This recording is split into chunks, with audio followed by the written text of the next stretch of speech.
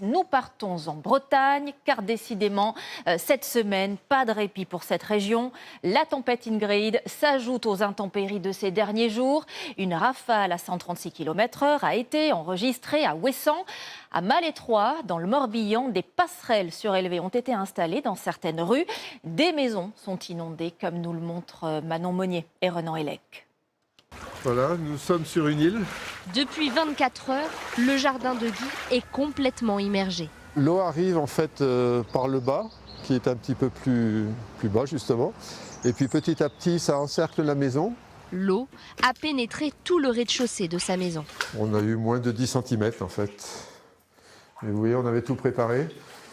Le piano est remonté, le lave-vaisselle est enlevé, tous les tiroirs sont enlevés. En 30 ans, il a déjà été inondé 7 fois. La rivière Loust, ces dernières heures, est montée de 6 cm par heure. Normalement, il est à 1,40, 1,45. Donc vous voyez, là on est à 3,18. Donc ça fait plus que doubler la hauteur normale du lit de Loust. C'est un moment à vivre qui n'est pas si facile que ça. Une situation que les habitants ont déjà vécue il y a exactement 1 an et 5 jours. Mais ce matin, ils se sont fait surprendre. Donc l'année dernière, ça a monté sur à peu près 2 jours. La crue ça a pris de l'ampleur. Alors que là, cette année, oui, en une journée quasiment, c'était déjà vraiment inondé quasi partout. Ce quartier d'habitation est totalement isolé par l'eau. Non, c'est inquiétant quand même parce que j'ai ma voiture qui est quand même dans la résidence. Donc je ne voudrais pas que l'eau monte jusque dans la résidence quand même. Parce que là, je ne peux plus la sortir.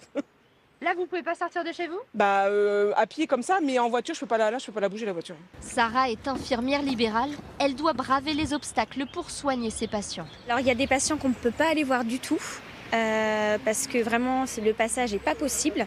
Donc du coup les soins sont annulés. Donc ça va quand c'est des soins qu'on peut annuler. Par contre quand c'est des soins qu'on ne peut pas annuler, on essaye vraiment d'y aller quoi. De la pluie est attendue ces prochaines heures. Les habitants ont pris leurs précautions. On attend, on est prêts. Les meubles sont perchés sur des parpaings grâce à l'aide de la sécurité civile. La crue historique de Loust est de 4 mètres en 2001. Ici, tout le monde surveille attentivement la météo du week-end. Sur le littoral, il y a en plus le phénomène de vague submersion jusqu'à 12 mètres en pleine mer. Signe que cette tempête Ingrid est intense, la ville de Quiberon ferme sa promenade. Une première en 6 ans. On fait le point dans le Finistère et dans le Morbihan avec Ignacio Bornassin, Irvine Blonze et Sandra Douceret. Depuis tôt ce matin, des vagues de plusieurs mètres s'écrasent sur la digue de Quiberon dans le Finistère. Patricia a à peine eu le temps de sortir son appareil photo. Oui, moi je suis venue exprès parce que... Bon. Que le vent a redoublé d'intensité. Mais franchement, il faut venir à Quiberon. Il faut être très prudent malgré tout. Mais on habite une très belle région et capturer les lumières, là, moi c'est trop dingue quoi. Une dernière image et Patricia rebrousse chemin. La situation empire au fil des heures. L'océan se déchaîne. Il faut évacuer la côte.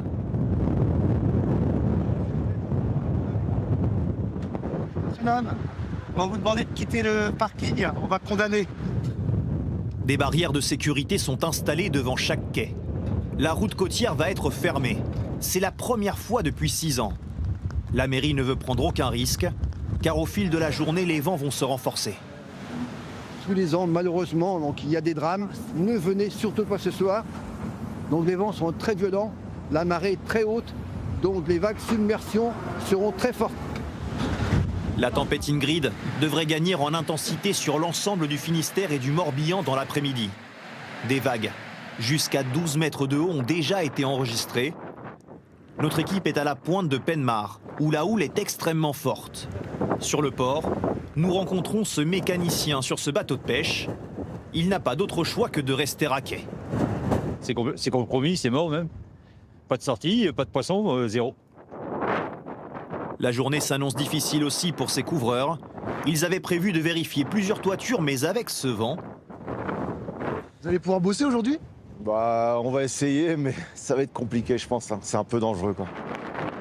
Des rafales pouvant dépasser les 130 km/h sont attendues dans la journée. dans le Finistère. La commune de Quimperlé est la plus touchée par les crues et les inondations. Et là, cela dure depuis 3 jours. Les habitants n'en peuvent plus de voir l'eau monter, puis descendre, puis monter à nouveau en fonction des marées. Avec eux ce matin, Jules Bocan et Guillaume Coléoni. En arrivant sur les quais, l'un des secteurs les plus inondés de Quimperlé, Delphine ne s'attendait pas à rester bloquée. Moi, ma boutique, elle est juste là, à côté du panneau zone 30, derrière l'échafaudage. Impossible d'y accéder ce matin sans être équipée. Cette nuit, son mari a pu se rendre dans le magasin. En fait, tout est sorti par-dessous, il y a eu de l'eau sur 1 mètre. Et ma réserve est toute tombée.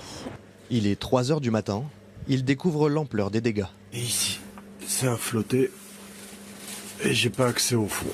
Voilà. L'essentiel de son matériel a pu être évacué mercredi, mais son activité est à l'arrêt. Elle ne sait pas quand elle pourra rouvrir. C'est dur. Après, on savait, c'est un risque qu'on a pris. Franck, lui, habite le long des quais. C'est là. Il a tout juste eu le temps de sortir de chez lui. Heureusement, j'ai pas de rez-de-chaussée, mais pour rentrer et sortir, jusque là hier. J'ai pas de bottes. Là, concrètement, vous êtes bloqué. Là, vous pouvez pas rentrer chez vous. Rentrer chez moi, sinon je rentre trempé. Depuis 10 ans, la Laïta n'était pas autant sortie de son lit. La nuit dernière, son niveau a baissé, moins 90 mm. Les barrières anti-inondation sont à nouveau visibles. La décrue, pourtant, est loin d'être entamée. Hier, dans cette rue, l'eau est montée jusqu'ici environ. Ça a bien descendu ce matin, mais avec les précipitations attendues, les habitants craignent que la rivière ne remonte. 30 mm doivent tomber dans les prochaines heures. Et les rafales de vent empêchent la rivière de s'écouler à l'embouchure. Au poste de commandement, les services techniques de la ville restent en alerte. Vous voyez, 4,10 m, on est encore sur le quai Briseux qui est sur Couf, et puis l'impact place Lovignon à 4,10 m. Ils anticipent un nouveau pic de crue. Et c'est surtout la pluviométrie qui va arriver aujourd'hui et qui, sur le bassin versant, avec le temps de réponse, va arriver demain matin sur Quimperlé. Donc ça joue au yo-yo comme ça. Hier, les pompiers ont évacué 14 personnes. Depuis ce matin, ils n'ont effectué aucune intervention.